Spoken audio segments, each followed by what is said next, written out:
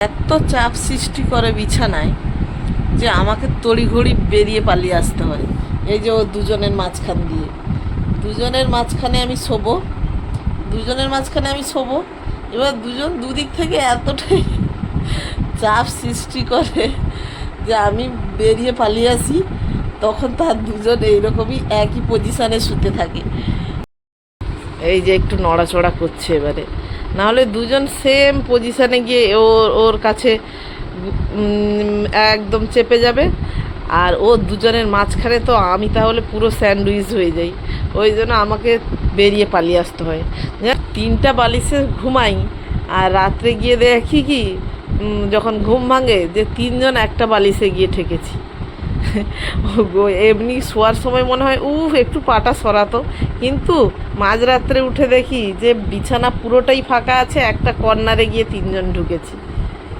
এই যে দুজনের এবারে ঘুম ভেঙেছে। হ্যাঁ, কেমন আছো? অনেকের মুখে ব্রণর দাগ সবসময় থাকে, তারা কোনো রকম চেষ্টা করে যে ব্রণর দাগগুলো বা ব্রণগুলো কমানোর জন্য। আর আমার মানে কি, মানুষের ব্রণ বা পিম্পল উঠলে কতই না কষ্ট না, এগুলো আমার পিম্পল নয়, এগুলো আমার এই তিনটা সবসময় থাকে।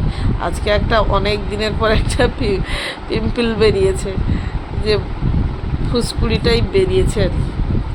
বললাম যা, অনেক দিনের পরে যখন ভালোবেসে আমার কাছে এসছিস, খারাপ লাগছে না, ভালোই লাগছে। হ্যাঁ, যাদের সবসময় গাদা গাদা থাকে, এই যে অনেক দিনের পর আমার কাছে এসছে, ওই জন্য আমার ভালো লাগছে। আর যাদের কাছে সব সময় থাকে তাদের বিরক্তিকর লাগে। আগের ভিডিওতে বলেছিলাম না যে যার কাছে যা থাকে সে সেটাতে সন্তুষ্ট নয়, সেরকম আমার কাছে ছিল না, এসেছে বলে আমি এখন ভালোবাসছি।